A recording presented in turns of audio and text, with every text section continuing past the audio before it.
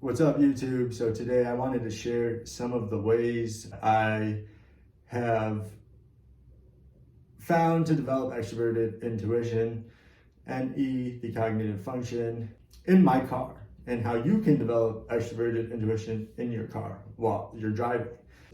It's a fun little exercise that you can do. It's going to challenge your introverted thinking a little bit. And if you want, you can even get a little competitive with yourself. And what I do is I try to predict traffic light patterns.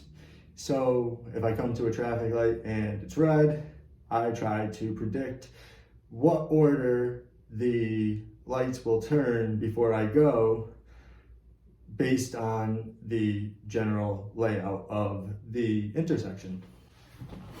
And what this is actually fun to do is like when there's a left turn and you know there's going to be a left turn signal, trying to guess that. And then you see the people who might have like a lower NE or just extroverted perception function in general, and they may be predicting that there's going to be an arrow and a green light, and they go through when it's an arrow and a red light, and you can see that happen sometimes. So it's kind of fun. It makes you a little bit better of a driver.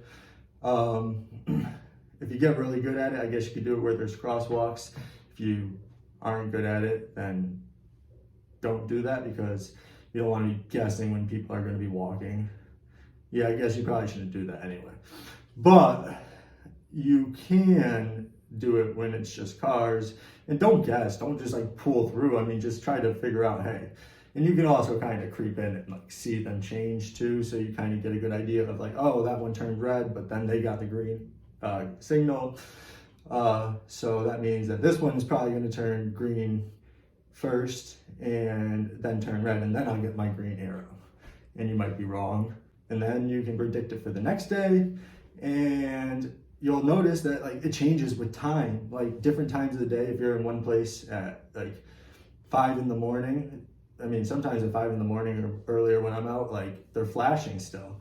And then there's like a set time for them to turn on. I think it's based on the amount of sunlight. So that means that they're changing a little bit every day based on that. And I think also like if you go to midday when there's busier traffic, that it also seems that the timing changes and even the pattern itself.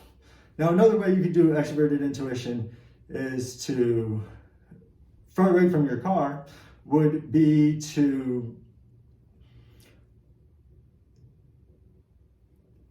set yourself up to take 5 different ways to a destination that you go to every day. So such as work or school.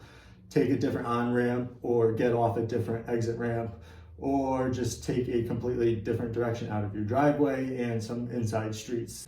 Now, this is something I actually tell people when they move to my town, is that if you come to my town and you are on any main road, there are 3 main roads that run parallel to each other, and any road off of them that goes vertical, unless it says dead end, will lead to the other main road.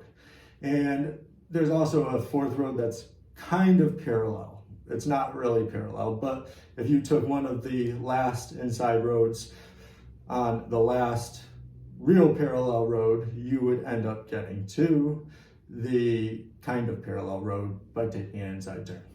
And